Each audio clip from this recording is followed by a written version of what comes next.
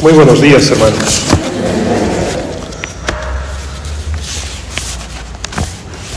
Felicidades a todos por esta celebración de la Inmaculada, patrona de nuestra parroquia. Ya que ayer nos quedamos sin la homilía dominical, ¿verdad?, del segundo domingo de Adviento, por lo menos que no nos quedemos sin la homilía de esta hermosa solemnidad de la Iglesia, que en el fondo viene a resumir toda la espiritualidad de este tiempo litúrgico que llamamos Adviento.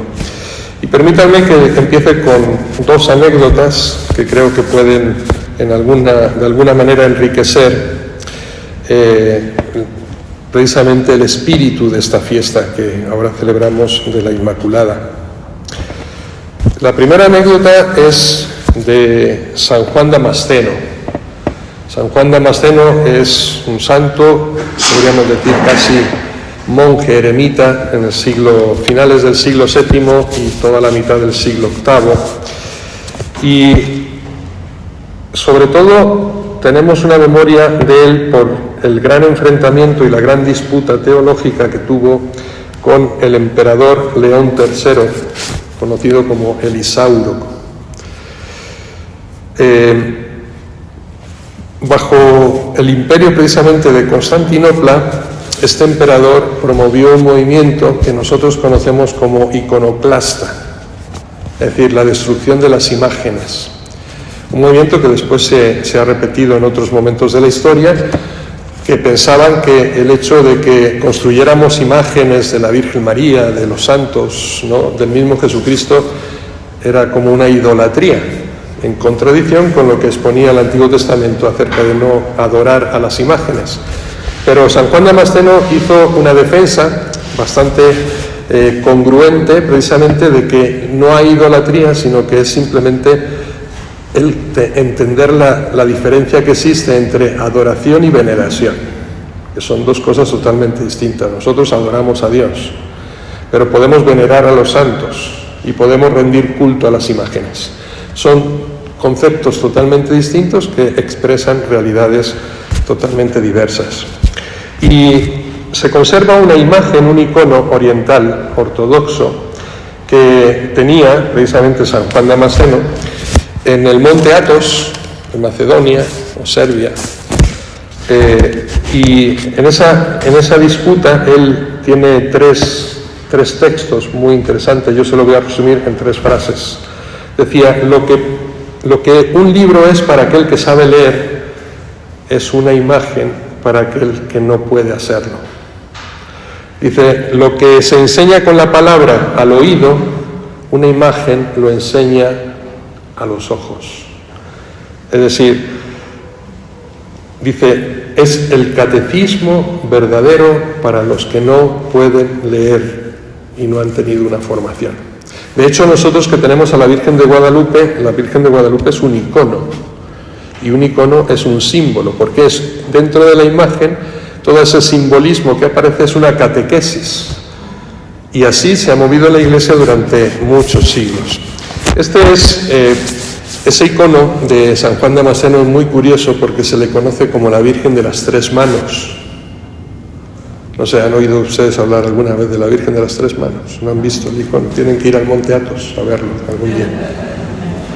La Virgen de las 3 manos, porque el emperador, en esa deriva, ¿no?, de confrontación en el ámbito de la iconoclasia, le tendió una trampa a San Juan Damasceno y le mandó a un escriba de la corte que investigara la escritura de San Juan, de tal manera que simuló una carta como si la hubiera escrito San Juan Damasceno a él, en el que denunciaba al gran califa de Damasco. Por cierto, vamos a recordarnos de nuestros hermanos de Damasco, invadidos ahora por el yihadismo y la caída de Siria.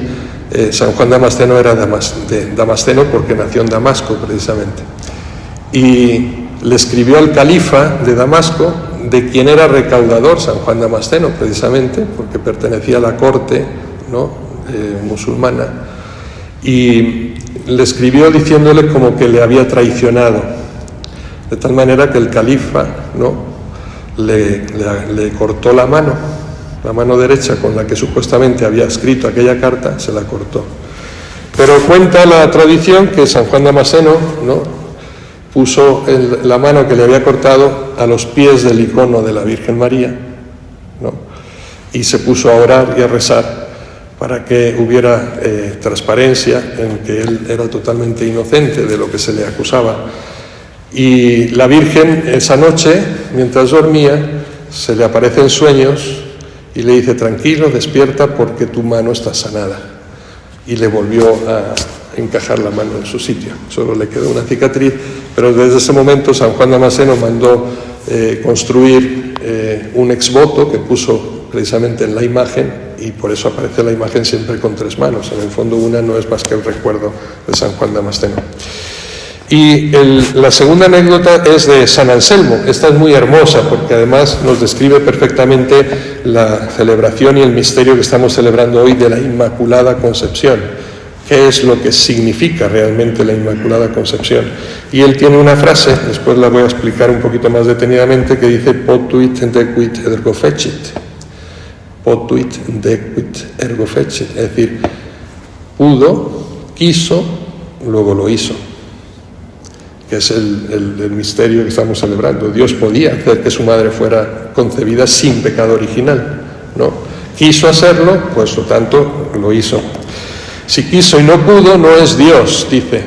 Si quiso y no pudo, no es Dios. Si pudo y no quiso, no es hijo. Luego, como es Dios e hijo, lo hizo. Es hermoso, ¿no?, esta similitud, porque es muy simple y también nos facilita el entendimiento.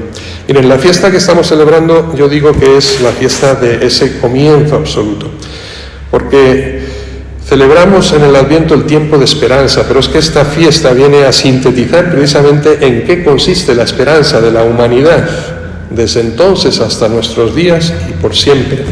Decía Pablo VI en la encíclica sobre la Virgen María, Marialis Cultus, decía: no es solo el recuerdo de una mujer, María de Nazaret, que fue concebida sin pecado porque iba a ser la madre del Mesías, sino que es el feliz comienzo de la Iglesia. Es el feliz comienzo de la Iglesia. Y vamos a explicar por qué. Porque en esta fiesta, recuerda el prefacio que vamos a leer después en la misa, dice: es el comienzo e imagen de la Iglesia. Es decir, todos nos tenemos que sentir verdaderamente identificados en María, y lo que en ella ya se da como una realidad desde el principio, a nosotros se nos va a encomendar como una tarea que cumplir a lo largo de la vida, y llegar a esa perfección suya. Ella es, por tanto, la primera cristiana, ella es la primera redimida y ella es la primera glorificada. De esto se trata, ¿no?, de que nosotros seamos auténticos cristianos, verdaderamente redimidos, y en ese deseo de ser glorificados un día, fruto de nuestra vida. Miren, a lo largo del año litúrgico tenemos 4 grandes fiestas de la Virgen María, ¿sí? 4 grandes solemnidades. El 1 de enero, la maternidad. El 25 de marzo, la anunciación. Estas 2 fiestas de María son totalmente cristológicas, es decir, hacen referencia a Cristo. Y luego tenemos el 15 de agosto, la Asunción, y el 8 de diciembre, la Inmaculada Concepción. Las 2 son eclesiológicas, pero son 2 ámbitos que no podemos separar. Esa relación de María hacia Cristo y esa imagen de María de la Iglesia. Y nosotros tenemos la dicha incluso del 12 de diciembre, que es la Virgen de Guadalupe, que yo digo que es como la inculturación de todo este misterio teológico de la Virgen María, que lo vemos plasmado precisamente en este icono que se aparece a San Juan Diego, a quien hoy celebramos también. Yo digo que es la fiesta que nos permite intuir cuál es el plan de salvación que tiene Dios para todos nosotros y para toda la Iglesia, y que ya, en el fondo, ya se ha cumplido en María, la redimida de un modo anticipado. Es decir, Dios, lo que a nosotros nos propone como camino de vida, en María lo ha hecho antes incluso de ser redimidos. O sea, todos sabemos que la redención se opera en la cruz. Es decir, a raíz de la cruz y de la resurrección de Cristo, todos hemos sido redimidos. El milagro de María está en que los frutos de la redención se operan anteriormente en el tiempo, es decir, ya en su concepción y nacimiento sin pecado original. Este es el milagro que Dios hace con ella de una manera particular. Pero todos estamos destinados a ser como ella, es decir, todos estamos llamados a ser santos. Y aquí la Iglesia también nos advierte que tengamos mucho cuidado y sobre todo aplicar una perspectiva justa a la hora de abordar este misterio de la Inmaculada Concepción. Y les leo de la Constitución Lumen Gentium del Vaticano II, que dice así: el concilio exhorta encarecidamente a los teólogos y predicadores de la divina palabra que se atengan con cuidado de toda falta de exageración, como también de una excesiva estrechez de espíritu al considerar la singular dignidad de la Madre de Dios. ¿Qué quiere decir esto? Que ni debemos minimizar hasta hacer casi desaparecer el misterio que encierra la Virgen María en sí misma, pero tampoco exagerar sobre él hasta el punto de que María se convierta en un personaje imposible de imitar por lo extraordinario que es. No, María es una mujer, no, es ser humano, concebido como todos nosotros, pero no hacerla inimitarle. Por tanto, lo que en María se da de una manera privilegiada, como digo, es para nosotros el ideal de nuestra vida cristiana. Es decir, lo que en María se da como un don, como un regalo, en nosotros simplemente se nos encomienda como una tarea que llevar a cabo. También el Concilio Vaticano II, en la Constitución Sacramentum Concilium, dice: la Iglesia venera con amor especial a la bienaventurada Madre de Dios, unida con lazo indisoluble a la obra salvífica de su Hijo. En ella la Iglesia admira y ensalza el fruto más espléndido de la redención y la contempla gozosamente como una purísima imagen de lo que ella misma, toda entera, ansía de todo cristiano. Es decir, lo que veneramos hoy nosotros en la Virgen María en realidad no es otra cosa sino lo que nosotros estamos llamados a ser también un día: santos, perfectos. La pregunta, por tanto, aquí ya no es el qué. O sea, ni el qué cuestionarnos lo que Dios hizo con María al concebirla de esta manera espectacular, ni siquiera el qué estamos llamados nosotros a ser, porque eso está claro. Tenemos que ser perfectos. Sean perfectos como vuestro Padre Celestial es perfecto. Tenemos que ser santos. La cuestión es el cómo. Es decir, cómo llegar, ¿no?, en nuestra vida, con esa carga de pecado original que nosotros tenemos, cómo llegar a ser como María un día. Pues va a ser gracias, obviamente, a los méritos de Jesús, no a los nuestros. Todos estamos llamados, por tanto, a ser puros, inmaculados, santos. Es una vocación universal a la santidad que todo hombre ha recibido. Pero fíjense cómo María va a cambiar precisamente la interrogación en afirmación. Y esto es hermosísimo, porque pasa precisamente en el Evangelio que acabamos de escuchar de la Encarnación, de la pregunta «¿Quo modo fiat?», a la respuesta, a la afirmación «fiat, hágase en mí». De la pregunta «¿Cómo será esto que yo no conozco varón?», a la afirmación «hágase en mí según tu palabra». Claro, ese paso de la interrogación a la afirmación la tenemos que hacer también nosotros, porque normalmente nos quedamos en el interrogante. Le cuestionamos a Dios, esto es imposible de llevar a cabo, en vez de hacer como María, someternos al plan de Dios y a la voluntad de Dios sobre nosotros y simplemente decir: Señor, hágase, todo depende de ti, haz de mí lo que quieras, y sea lo que sea, te doy las gracias. Por tanto, si se dan cuenta, celebramos hoy, por una parte, ese sí de Dios a la humanidad, ese sí de Dios al hombre, el sí de Dios a la raza humana en la persona de María, pero también el sí decidido de María, que es el sí de todos nosotros, es el sí de la humanidad, la respuesta positiva, ese hágase en mí según tu palabra. Ese ejemplo de María, la primera cristiana, si se dan cuenta, en el Génesis, Dios llama al hombre y pregunta: Adán, ¿dónde estás? Y Adán se esconde Curioso, en hebreo, ayeka, ¿dónde estás, Adán?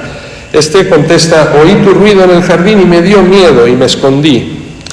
Fíjense que el hombre normalmente no se deja encontrar a la hora de la cita con Dios, se esconde ante el riesgo del encuentro y del diálogo por el compromiso que implica. Y ahora, finalmente, existe una criatura que se deja encontrar por el Señor y que responde a aquella primera y comprometedora pregunta de Dios.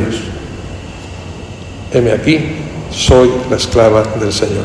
Es decir, Dios ha encontrado por fin a alguien que dice sí, incondicionalmente, a la criatura dispuesta a recibir antes incluso que a dar, la paradoja del cristianismo, porque para poder dar algo tenemos que haberlo recibido primero de Dios, para que ese algo tenga valor, ¿no?, de gracia. Una criatura, por tanto, libre de preocupaciones egoístas, vaciada de sí misma, que ha desterrado el orgullo. Yo creo que esta es, en definitiva, la descripción de lo que tiene que ser la vida del cristiano: repudiar el amor propio y convertirnos en pura acogida del don y de la gracia de Dios en nosotros. María no es una criatura vacía, sino que ha sabido hacer vacío, es decir, ha sabido hacer espacio en su interior para que Dios venga a ella y la plenifique. María es aquella que ha permitido a Dios hacer, obrar libremente en ella, de tal manera que Dios, y esto es parte del entendimiento del milagro, se hace dependiente de ella, se hace dependiente de un sí. Aquí entendemos que, a pesar de que Dios sí podría salvarnos a todos, no quiere salvarnos sin nosotros, es decir, espera nuestra respuesta, nuestra aceptación. Y afortunadamente tenemos en María aquella que ya ha dicho sí por todos y hizo posible la encarnación del Verbo, que Jesucristo se hiciera hombre y nos redimiera, incluso sin contar todavía con nuestro sí, que ahora tiene que ser personal. Y María hace, por tanto, espacio en su interior para Dios. La gran lección para los que nos preguntamos diariamente qué debemos hacer es muy simple: imitemos a María. ¿Qué es lo que hace María? Dejarle hacer a Dios. Es que no se trata de lo que tú quieras hacer, sino lo que Dios quiere hacer a través tuyo. Este es el misterio: dejarse, por tanto, hacer por Dios, dejarle hacer a Dios, abandonarse al poder del Espíritu. En el fondo es dejar que Dios se encarne también en nosotros, para poder actuar esa gracia en el mundo. Aquí vemos las dos características importantes de María y que tienen que estar reflejadas en nuestra vida cristiana: la disponibilidad, que hemos visto, pero al mismo tiempo la fe. Y aquí entra otro apartado curioso. María también es modelo de fe. Cuando antes decíamos que no había que extrapolar las cosas ni exagerarlas, ¿no?, a la luz del Concilio Vaticano II, muchas veces pensamos que esa llamada extraordinaria de María la hizo única, ¿no? La hizo igual que nosotros. Y fíjense en esta frase que acabamos de leer en el Evangelio: y el ángel se alejó. El ángel desapareció y María no volvió a tener ninguna otra visión extraordinaria de Dios. Tuvo que vivir ese camino desde la fe, igual que hacemos nosotros. Dios no le volvió a hablar nunca más. Y tuvo que afrontar ella como persona. Y ahora, ¿cómo explico yo a mi novio, a José, ¿no?, que estaban esperando para casarse, que estoy embarazada? ¿Qué va a pensar? O sea, tuvo que vivir el misterio desde la fe y desde la confianza en Dios, totalmente. Por tanto, María también es modelo de fe. Es impresionante este detalle. Ciertamente no es un fin alegre para ella. Hans Urs von Balthasar, este gran teólogo del siglo pasado, tiene la Teodramática, o sea, son 8 volúmenes, ¿sí?, por si tienen la curiosidad. Es hermosísimo porque se detiene en estos pequeños detalles del misterio, narrándolos, porque ciertamente hay que ver el camino que recorrió María, un drama en la vida. En todo caso, siempre fatigoso y comprometido desde el inicio. María queda sola, no habrá ninguna comunicación extraordinaria, ningún mensaje que dé garantías de lo que se le ha anunciado, no desaparecen las dudas, debe hacer un camino de la fe como todos. Es decir, la vida de María será un continuo sí repetido. Aquel fiat primero tiene que estar repitiéndose permanentemente desde la fe Y cada vez que diga sí, incluso antes de haber entendido, profundizará en el misterio de su propia existencia. Porque precisamente la fe se caracteriza porque no implica la razón, es decir, es aquello que va más allá de la razón. Este es nuestro problema muchas veces, que queremos racionalizar las cosas de Dios y no damos ese paso ciego de la fe. Es decir, Señor, confío en ti, adelante, sin pretender entenderlo. El abandono confiado de la fe llega antes que el razonamiento. La acogida precede a la investigación. Se conoce el camino precisamente recorriéndolo y se encuentra la verdad haciéndola realidad. Esto es lo que María vive y es lo que a nosotros nos falta. El sí de María debe ser para nosotros esa oración definitiva. Es la paradoja del itinerario de la fe, que la Virgen ha vivido de una manera excepcional y hasta las últimas consecuencias. Conclusiones. María es el signo, el icono, la señal de Dios en medio de nosotros, el acontecimiento salvífico definitivo para la humanidad y la puerta del paraíso pensado por Dios, es decir, la nueva Eva. María es el signo de la salvación total, el signo de lo que estamos llamados todos a ser un día, el signo de que todos podemos esperar que esto se cumplirá, el signo del amor de Dios, que es siempre gratuito, incondicional y definitivo. Por tanto, si María es inmaculada, es que Dios ama gratuitamente al hombre. Primera conclusión, en María todo es gracia. No es que María tenga gracia, sino que ella es la gracia. Que charitomene. Que charitomene es el saludo que el ángel le dio en Nazaret, llena de gracia. Así la describe el ángel. Que charitomene, es decir, María es gracia, es puro don. María no mereció ser inmaculada, se le dio, fue creada, fue bordada en la gracia. Dios no nos ama porque seamos santos a nosotros, sino para que podamos serlo precisamente. Esta es la clave, su amor siempre es gratuito. Segundo, si María es inmaculada, también es que Dios ama definitivamente al hombre, es decir, para siempre. Su proyecto no se agota en una persona, en un pueblo o en unas generaciones. No, su amor es universal, es para todos, no se quebranta por las infidelidades, es siempre incondicional y nunca deja de amar, por mucha que sea nuestra traición. Tercero, si María es inmaculada, entonces es que la esperanza es posible. La ilusión y la alegría tienen que ser parte indiscutible de nuestra vida. Significa la victoria de la vida sobre la muerte, del bien sobre el mal, de la gracia sobre el pecado, de la libertad sobre la esclavitud. Es decir, si Dios ha triunfado en ella, es que puede triunfar también en todos, en nosotros. Por eso la Inmaculada no solo encaja bien en Adviento, sino que hace posible todos los Advientos venideros. Es decir, que el hombre viva en esperanza. Último, si María es inmaculada, es que todos estamos también llamados a serlo.